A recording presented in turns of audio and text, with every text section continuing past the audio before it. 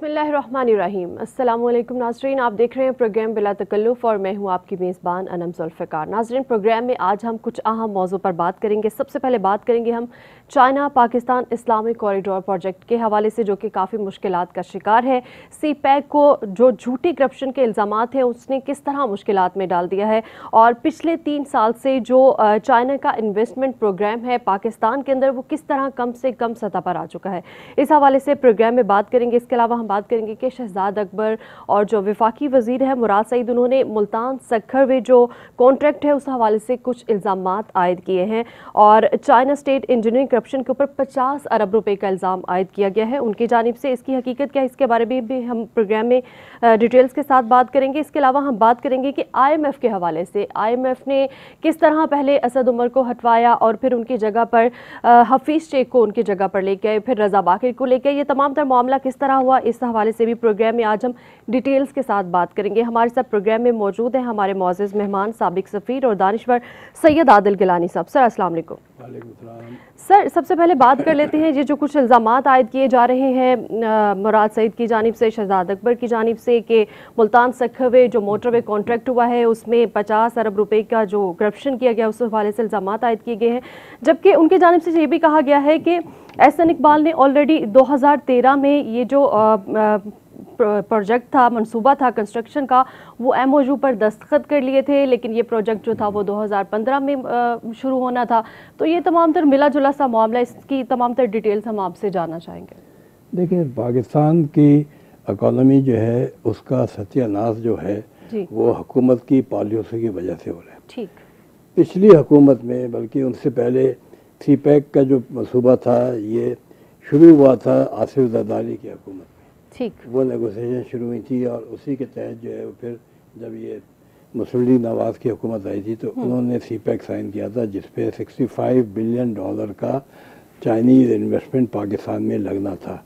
और China Pakistan Islamic corridor, ये one belt one road project जो चाइना का इंटरनेशनल है उसका स्टार्ट था ये।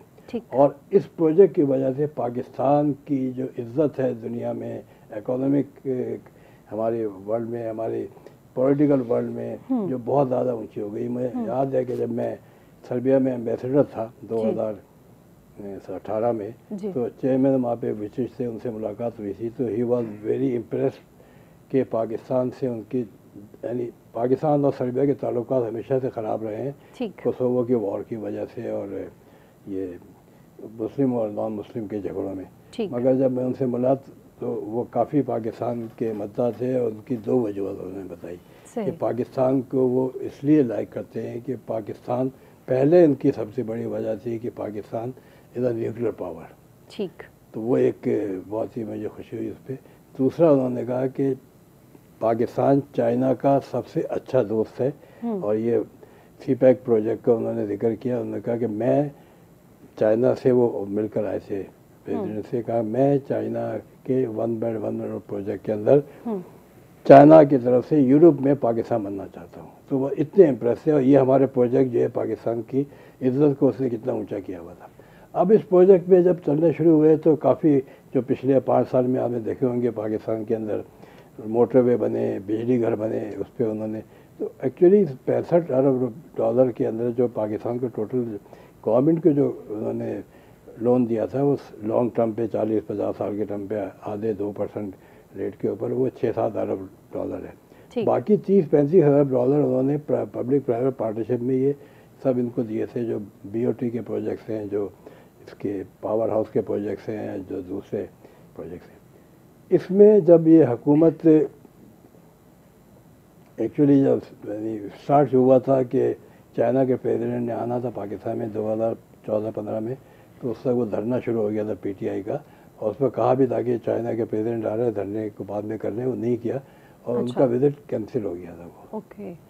और उस वक्त से जो है वो 2014 की बात, 2014-15 की बात है मेरे ख्याल से। 14 में ये आए थे, ये 15 में उन्होंने धरना शुरू किया था PTI का।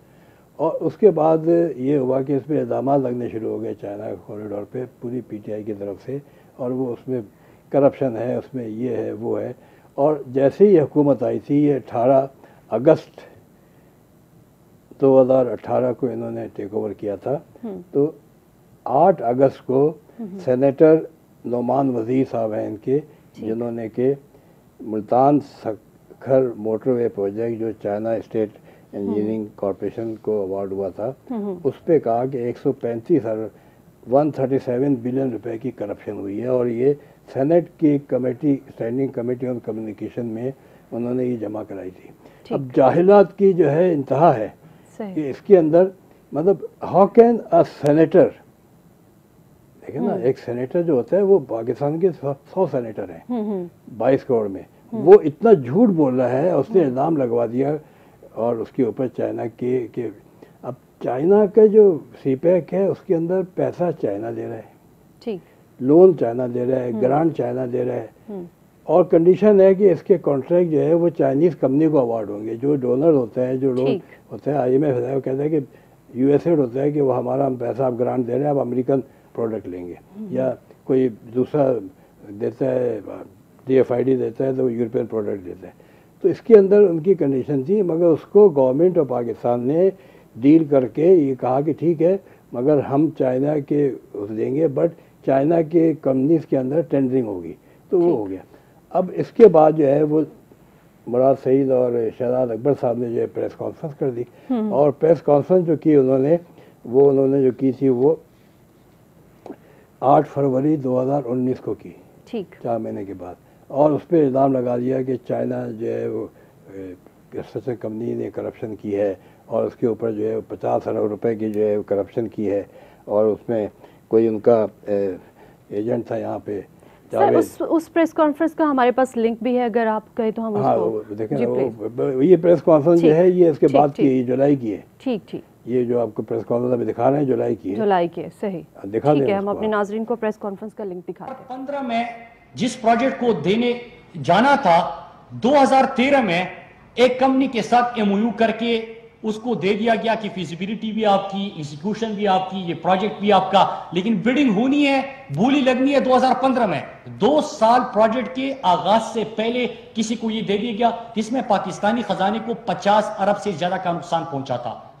तो सर उनका कहना यह है कि 50 अरब रुपए, तो ये वो मतलब ये है कि ये इल्जाम जब लगे तो इसके ऊपर 20 फरवरी को जो है इन्होंने चाइनीज़ कंपनी ने जो है वो अपना प्रोटेस्ट कहा कि ये गलत इल्ज़ाम हैं, ठीक, 20 फरवरी 2019 को। अब ये सारी नोट करें ना, और चाइना गवर्नमेंट जो है उन्होंने इनका दाखिला बैन कर दिया, ठीक, और उसके बाद नहीं, दाखिला जो बैन किया था इनका, शहजाद अकबर वगैरह गए थे वहाँ पे, वो फिर इन्होंने दोबारा एक प्रेस कॉन्फ्रेंस की थी 8 जुलाई 2019 को, ठीक, स्पाइट के ये डिनायल आ चुका है चाइना से, ठीक, चाइना गवर्नमेंट का डिनायल आ चुका है, और ये करप्शन का इल्ज़ाम फिर लगा रहे हैं, सही। ये इन्होंने जब इल्ज़ाम लगाया, फिर ये प्रेस कॉन्फ्रेंस के अंदर इल्ज़ाम लगाया कि ये इसकी जो है वो मुल्तान सकर मोटरवे पे 50 अरब रुपए की करप्शन हुई है, और इसके साथ इन्होंने, शहजाद अकबर ने, इन्होंने मिलकर इल्ज़ाम लगाया। इसके साथ ये भी कहा कि जो पाकिस्तान को जो लोन है वो 6,000 अरब रुपए जो है वो मुशर्रफ के ज़माने तक थे, 2008 तक, और उसके बाद जो है वो 2018 तक जो है 30,000 अरब हो गए, तो जो 24,000 अरब है उसके ऊपर करप्शन हुई है। उस 24,000 अरब के अंदर भी चाइना के लोन थे ना, या वर्ल्ड बैंक के लोन थे, या IMF के लोन थे, और उस पर हमने कमीशन बनाना है, उसके अंदर इन सबों को तुन देंगे। अब उस पर उन्होंने करप्शन की है पिछली हुकूमतों ने, और उस पर कमीशन बना दिया। कमीशन जो बनाया है वो उसका सरबराह बनाया उन्होंने नैब का डिप्टी चेयरमैन, क्या नाम था उनका, डिप्टी चेयरमैन साहब ने उसके ऊपर पूरी की पूरी, हालांकि देखें जो ये लोन होते हैं ना इंटरनेशनल के, वो उनकी ऑडिट टीम बैठी होती है, वर्ल्ड बैंक वाले बैठे होते हैं, ADB वाले बैठे होते हैं, IMF वाले बैठे होते हैं, चाइना बैठे होते हैं, उसमें करप्शन का गुंजाइश ही नहीं है, ठीक, छोटी मोटी करप्शन जो है वो कमीशन खा ले, अगर ठेकेदार से कोई एक्शन या सुपरवाइजर वाला चीज़ है, मगर कॉन्ट्रैक्ट के अवार्ड में कर नहीं सकते, ठीक।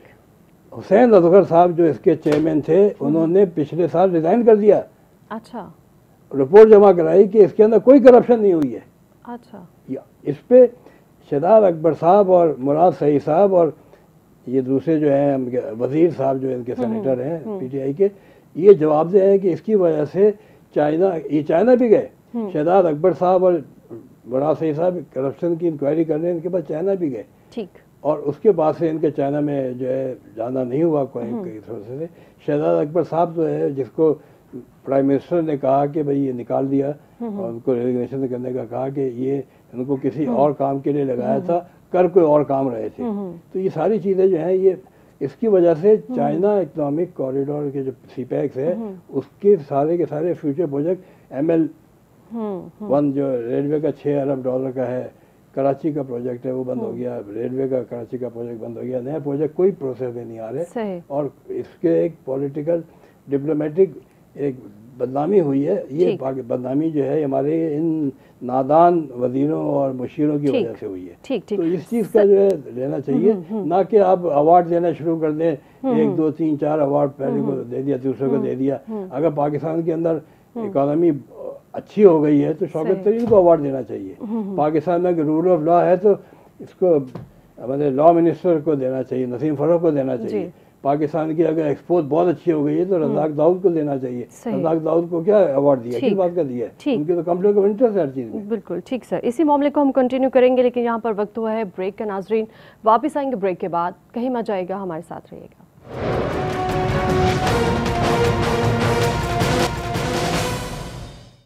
वेलकम बैक नाजरीन। प्रोग्राम में अब हम बात करेंगे governor of state bank of Pakistan Raza Baqir और वज़ीर ख़जाना शौकत तरीन की जानिब से IMF को लेटर लिखा गया है और उसमें तमाम तर डिटेल्स उनको दी गई हैं इस हवाले से कि पेट्रोल की कीमतें बढ़ने के हवाले से बताया गया कि इतनी बढ़ाई हैं और किस तरह बढ़ाई हैं, और इसके अलावा कोविड फंड्स के हवाले से जो कॉन्ट्रैक्ट्स अवॉर्ड किए गए थे किस तरह किए गए उस हवाले से भी वो तमाम तर डिटेल्स हैं उस लेटर में। अभी हम बात करेंगे IMF ने पहले किस तरह असद उमर को हटवाया, फिर उनकी जगह पर हफीज़ शेख आए और फिर किस तरह रज़ा बाकिर आए। इस तमाम तर मामले को डिस्कस करेंगे हम अपने मौजूद मेहमान के साथ। सर आप इस तमाम तर मामले को किस तरह देखते हैं, क्या लगता है आपको? देखिए ये हमारी बदकिस्मती है कि जब ये हुकूमत नहीं थी, ये हुकूमत इलेक्शन से पहले इमरान खान साहब कहते थे कि मैं मर जाऊँगा IMF नहीं जाऊँगा। ठीक। असद उमर मेरे फाइनेंस मिनिस्टर होंगे ठीक अगर हम जीते, और हम इकोनॉमी को मुराद सईद कहते थे कि ये मेरा प्राइम मिनिस्टर आएगा और वो 200 अरब डॉलर लेकर आएगा, 100 अरब डॉलर मारेगा वर्ल्ड बैंक को, IMF को, 100 अरब डॉलर जो देगा पाकिस्तान में डालेगा और खुशहाली आएगी। तो उसके बाद जब ये आए इन्होंने अपना बिल्कुल काम इमरान खान ने किया और असद उमर को उन्होंने मिनिस्टर लगा दिया, मिनिस्टर ऑफ फाइनेंस लगा दिया। असद उमर ने जो है वो उसी चीज़ पे जो पार्टी पॉलिसी थी जो कि फैक्चुअल था कि IMF को नहीं जाना, वी शुड हम अपने आप जनरेट करें फंड, क्योंकि IMF की जो कंडीशन होती हैं वो मुल्क की मफाद में कम होती हैं, अपने मफाद में ज़्यादा होती है।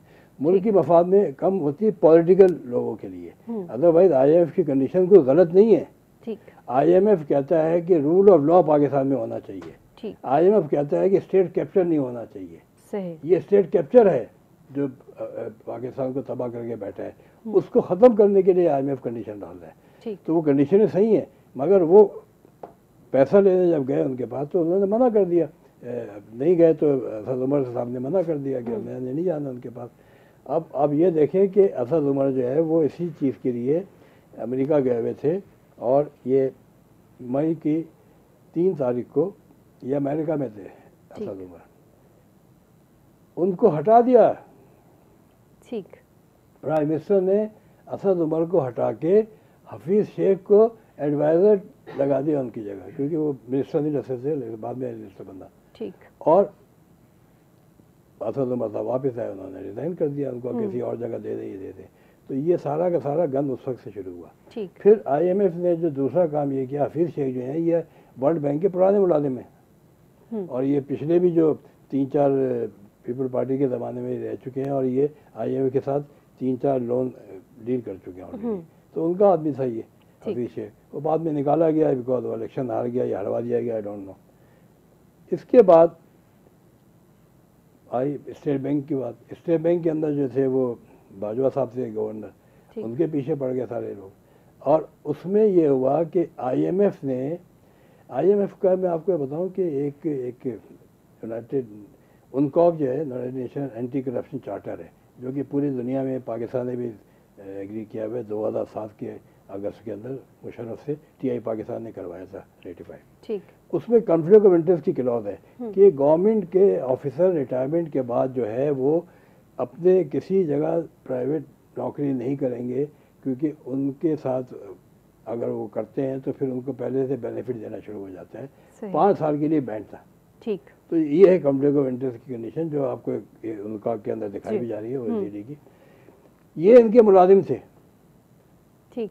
रजा बाकर जो है IMF की 18 साल से नौकरी कर रहे थे उनके, और वो उस वक्त जब ये उनको पाकिस्तान में लगाया वो वहीं पर थे IMF की नौकरी में, और वो इजिप्ट के अंदर जो है वो उनके कंट्री हेड थे। अच्छा। इजिप्ट के अंदर जब कंट्री हेड थे वहाँ पर भी यही करके उन्होंने इन्फ्लेशन लगा के वहाँ का भी डॉलर वॉलर जो है सारा डिवैल्यू करा दिया। ठीक। उनको 4 मई को लगवा दिया 2019 को। ठीक। यानी अप्रैल में ऑफिशियल गए, फिर ये है, फिर लोन का जो है वो अब ये सब आप देख रहे हैं कि इस वक्त 6th जो है वो मीटिंग हुई है रिव्यू बोर्ड की, जो है जो document 6 review under the extended arrangement under the waiver of application by IMF। तो पहला जो है वो उसके अंदर जो है वो जब आप देखेंगे एग्रीमेंट तो उसके अंदर से यानी गवर्नमेंट ऑफ पाकिस्तान के साथ हो रहा है IMF का ये। गवर्नमेंट ऑफ पाकिस्तान मीन्स जो एग्रीमेंट होते हैं ना वो होते हैं between the state and state, उसे TT कहते हैं। और जो होते हैं बिटवीन फाइनेंशियल इंस्टीट्यूशन वो होते हैं मिनिस्ट्रीज के थ्रू। EAD उसके अंदर इन्वॉल्व होता है, मिनिस्ट्री ऑफ फाइनेंस होता है, कैबिनेट होती है, प्राइम मिनिस्टर होता है। मगर इसके अंदर आप देखेंगे कि उस वक्त से लेके 2019 से लेके आपकी जो कंप्लाइंसेस हैं वो एक तरफ तो minister of finance, adviser of finance Hafeez Shaikh कर रहे थे, तो पहले में था हफीज शेख, और राइट साइड पे जो है रजा बाकर गवर्नर। ठीक। तो गवर्नर स्टेट बैंक जो है जो कि IMF का मुलाजिम यहाँ बैठ के उनके साथ जो है वो एग्रीमेंट कर रहा है। वो एग्रीमेंट क्या है अभी लेटेस्ट है वो एग्रीमेंट आपका ये इस वक्त जो है वो आप देखें स्क्रीन पे पूरा है, ये फरवरी में ये मिस क्रिस्टीना जॉर्जिवा को उन्होंने दिया था। इसमें लिखा था कि national assembly has adopted the supplementary finance bill, वो जो जनवरी को इन्होंने पास कराया था 13 जनवरी को, टू हैव दैट थिंग। फिर स्टेट बैंक का भी पास कर लिया। We have raised the petroleum development levy and gasoline on January 13। The national assembly has approved the SBB act, state bank का एक्ट भी कर लिया। वी आर पब्लिशिंग की information of COVID related award of contract on public procurement regulatory authority. अब ये जो condition है IMF की है ना, ये रूल ऑफ लॉ की है, ये पब्लिक प्रोक्योरमेंट रेगुलेटरी अथॉरिटी के लॉ है कि आप कॉन्ट्रैक्ट अवार्ड करने के बाद कॉन्ट्रैक्ट किसको मिला, कितने पैसे मिला, क्या कॉन्ट्रैक्ट में वेबसाइट भी डालें। ये है 2004 से। ठीक। आज हो गए हैं इसको 17 साल, कोई नहीं डाल रहा। ट्रांसपेरेंसी इंटरनेशनल पाकिस्तान ने प्राइम मिनिस्टर को 18 लेटर लिखे हैं। अच्छा। शौकत तरीन को लिखा, उसके बाद नवाज शरीफ को लिखा, उसके बाद इसको तो लिखा। अब तक कोई भी डिटेल्स नहीं की गई। मतलब ये वायलेशन है ये। ठीक। इसे कहते हैं कि non rule of law, rule of law की एप्लीकेशन नहीं है। जब वो कॉन्ट्रैक्ट डालेंगे तो पता चल जाएगा कि एक कॉन्ट्रैक्ट जो है वो अवार्ड किया है और वो उसके अंदर स्टील का रेट जो है वो 1 लाख रुपए टन दिया है, मगर उसी इदारे ने दूसरे कॉन्ट्रैक्टर को अवार्ड किया, उसमें स्टील का रेट 50,000 टन दिया है, तो उसे पकड़ा जाएगा। वो डालते नहीं है।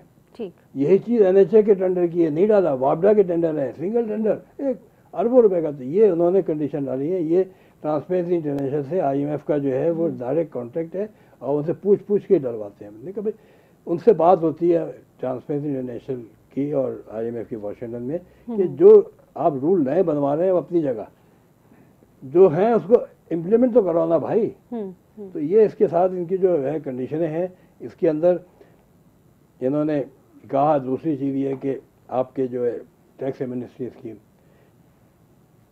यानी आप कैसे ये कर सकते हैं कि एक तरफ से जो है FATF का है, मनी लॉन्ड्रिंग का चार्ज है, दूसरी तरफ से जो है IMF का प्रेशर है, तीसरा जो है वो NAB का प्रेशर है, और आपने जो है वो टैक्स बिल्डर माफिया को जो है वो टैक्स एमनेस्टी दी है कि आप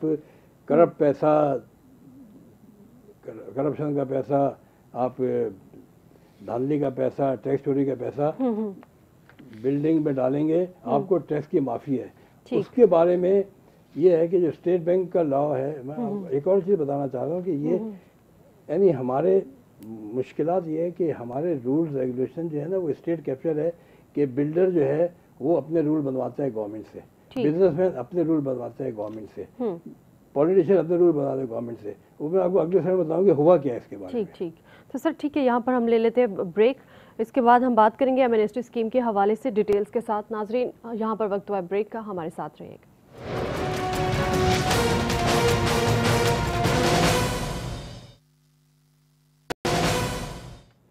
वेलकम बैक नाजरीन। प्रोग्राम में हम बात कर रहे थे कंस्ट्रक्शन सेक्टर और बिल्डर्स के लिए जो एमनेस्टी स्कीम दी गई थी उस हवाले से। और सर, एफबीआर की जो टैक्स एमनेस्टी स्कीम थी उसकी वजह से पाकिस्तान में जो करप्शन के काफ़ी ज़्यादा इल्ज़ामात में इजाफा हुआ है, क्या कहेंगे आप इस हवाले से? ये है कि ये IMF की कंडीशन है कि आपने देखे ना हम कितना फंसे हुए। पाकिस्तान ने FATF की कंडीशन जो है वो पूरी करनी है। ठीक। FATF का क्या ताल्लुक है IMF से? वो जुड़ गया। FATF की 26 कंडीशन 27 कंडीशन से कहते हैं कि 26 पूरी हो गई। उनकी एक कंडीशन के बाद 8 कंडीशनें और आ गई हैं। सही। और उसको ये पूरा करने में उसमें दहशत गर्दी और मनी लॉन्ड्रिंग का है जो इनका नहीं कर रहे हैं, अवॉइड कर रहे हैं। ये जो है टैक्स एमनेस्टी स्कीम जो इन्होंने बिल्डर्स को दी हुई है, इसके बारे में इन्होंने कहा है कि हम इसके जो है वो आप हमें ऑडिट करा के दें कि ये पैसा जो है वो इनका वाइट मनी है, ब्लैक मनी है। सही। वो कैसे उन्होंने ब्लैक मनी को कर दिया ये, और ये जब नहीं होगा तो अगला टेंशन नहीं मिलेगा। पर FATF के अंदर अलग आपसे ग्रे लिस्ट से जो है वो ब्लैक लिस्ट में आ जाएंगे। इसमें यानी आप इससे हैरान होंगे कि इसके अंदर जो है वो आबाद के क्या नाम है, शेखानी साहब है कोई, उन्होंने प्रेस कॉन्फ्रेंस की है और कहा है कि IMF की कंडीशनें अगर मान ली हमने ये तो पाकिस्तान तबाह हो जाएगा, ऐसे क्योंकि उनके अपने इंटरेस्ट हर्ट हो रहे हैं ना। और इसके दूसरा जो है मसला आ रहा है सबसे बड़ा कि ये FBR जो है और NAB है और स्टेट बैंक है, इनके रूल्स की वजह से पाकिस्तान की इकोनॉमी मुंजमद हो गई है। मैं आपको बताऊं कैसे हुई है। इसका जो है वो FBR जो है वो टैक्स एमनेस्टी स्कीम निकालता रहा है, कोई 8 आ चुकी है। जब यह ऐसे इमरान साहब 2018 के अंदर एक टैक्स एमनेस्टी आई थी, एमनेस्टी, और उन्होंने इलेक्शन में कहा था कि मैं ये ख़त्म कर दूंगा। सही। उस एमनेस्टी को आके इन्होंने एक्सटेंड किया। ठीक। और उसके तहत जो है वो मैंने आपको पिछले बताया था कि एक पर्टिकुलर पर्सन यानी और तो छोड़ दें $1 बिलियन उसने वाइट कराए थे। ठीक। मतलब ये फिर अगर मैं टैक्स पूरा देता हूँ, तुम पूरा टैक्स देती हो, तो ये अब लोग टैक्स देना बंद कर दिया कि हम अगले एमनेस्टी में आएंगे पैसा बचा लेंगे। क्योंकि $1 अरब जो है वाइट कराना पाकिस्तान में रखा कहाँ उसने, किस बैंक में रखा, आप समझ रहे हो? जी जी। फिर इनका जो है वो एंटी मनी लॉन्ड्रिंग लॉ आ गया, AML आ गया, NAB का आ गया कि आपके पास लिविंग बियॉन्ड मीन्स है। FBR ने वैल्यूएशन और प्रॉपर्टी के अंदर जो है पाकिस्तान की इकोनॉमी को जो है वो करप्ट तरीन बना दिया है कि हर आदमी करप्ट है। क्योंकि प्रॉपर्टी की जो है ये वैल्यूएशन है कि एक प्लॉट, एक मकान है या एक अपार्टमेंट है, वो अगर 4 करोड़ का है, जैसे मैंने आपको पिछले प्रोग्राम में बताया था कि ईमार का अपार्टमेंट जो है वो 6 करोड़ में बिक रहा है बुकिंग पे, और उसकी जो FBR की वैल्यू है वो 2 करोड़ है। तो उसके अंदर जब वो बेचेगा, कोई दूसरा खरीदेगा, तो 4 करोड़ जो है वो ब्लैक मनी हो जाएगा। हालांकि वो उससे बेचा और मैंने खरीदा, तो मैंने तो उसको यानी पूरे के पूरे 6 करोड़ दिए, और उसने जो है वो 2 करोड़ की रसीद दी, और 4 करोड़ जो है उसके पास जो है वो हो गया ब्लैक मनी। अब वो ब्लैक मनी में आगे वो कहीं भी इन्वेस्ट करेगा, NAB आके पकड़ लेगी और लिविंग बियॉन्ड मीन्स के अंदर हो जाएगा। तो ये इसके लिए ट्रांसपेरेंसी इंटरनेशनल ने 2010 के अंदर सुप्रीम कोर्ट में ये सजेशन दिया था कि FBR इस करप्शन को ख़त्म करे, जो मार्केट वैल्यू है उसके हिसाब से प्रॉपर्टी की वैल्यूएशन होनी चाहिए कि अगर 10 करोड़ गया तो 10 करोड़ लिखे। अब उसमें प्रॉब्लम ये आती है कि 8-9% ट्रांसफ़र टैक्सेस हैं, विद होल्डिंग टैक्स है, सेल टैक्स है, फलाना टैक्स है, ये टैक्स है। वो सजेशन ये थी, मैं खुद सुप्रीम कोर्ट में खड़ा हुआ था यहाँ पर कराची की रजिस्ट्री में, और वो आए थे जवाब ख्वाजा थे जस्टिस, और ये थे चौधरी इफ्तिखार थे। तो उन्होंने बुलाया कि आप बताएं TI का क्या कहना है। मैंने कहा ये करप्शन जो है वो बड़ी सिंपल है, यूँ ख़त्म हो जाएगी। सही।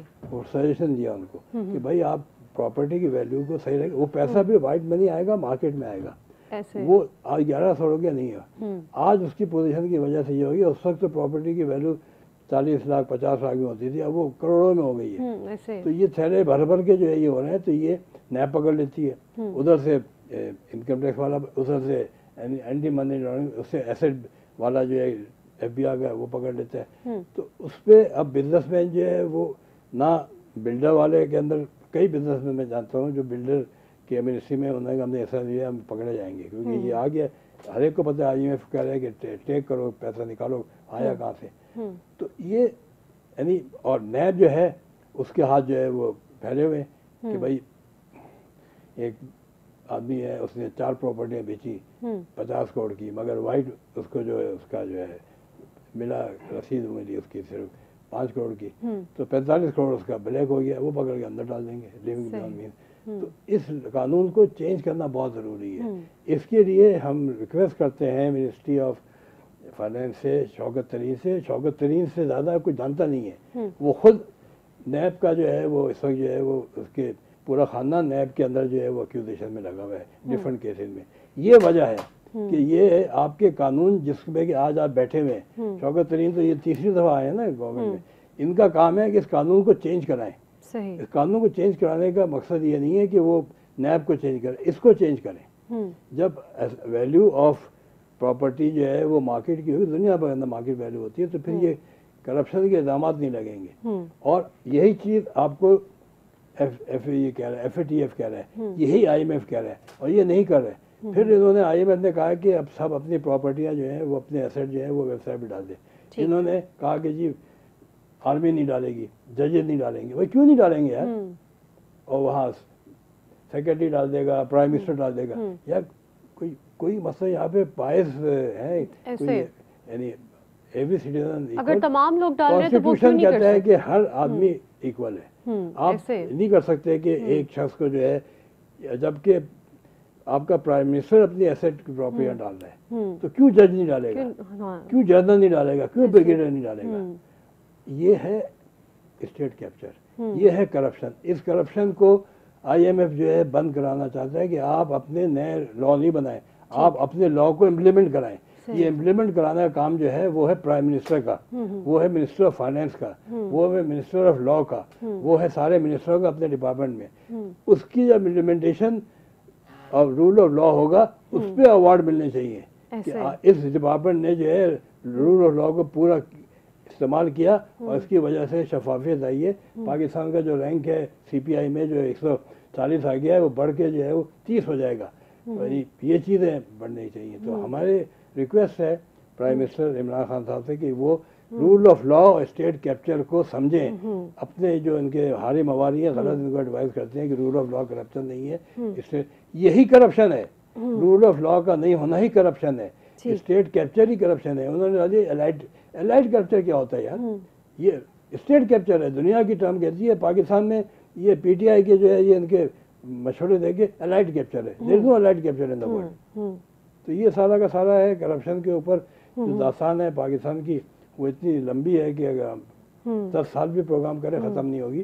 और IMF के साथ जो हमारी कंडीशन है, वी मस्ट एग्री, क्योंकि वो हमारे दुश्मन नहीं है। सही। वो कहते हैं कि पाकिस्तान के लॉ बने हुए हैं, जो कॉन्स्टिट्यूशन बना हुआ है, जो रूल रेगुलेशन बने हुए हैं, जो PPRA रूल बने हैं, उसको इस्तेमाल करो भाई।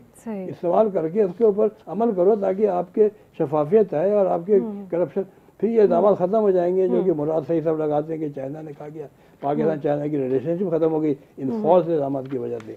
जबकि NHA ने कई दफ़ा इनको कहा है कि हमारे मिनिस्टर और वो है वो मिसगाइड करते हैं। ये लिखा हुआ है ब्लैक एंड वाइट के अंदर। अच्छा। कि ये कोई इल्ज़ाम हमने कोई करप्शन नहीं की। इसी के ऊपर जो सखर मोटरवे के ऊपर उनका प्रेस रिलीज आया था वो जुलाई 2018 में कि बिल्कुल क्लीन है, कोई करप्शन नहीं हुई है। अच्छा, उन्होंने खुद NHA ने दिया था। फिर इन्होंने और कहा कि ये 1,000 अरब रुपए की करप्शन हो गई है पिछले 5 साल में NHA के प्रोजेक्ट में, 900, जबकि 900 अरब के तो टोटल प्रोजेक्ट दिए थे।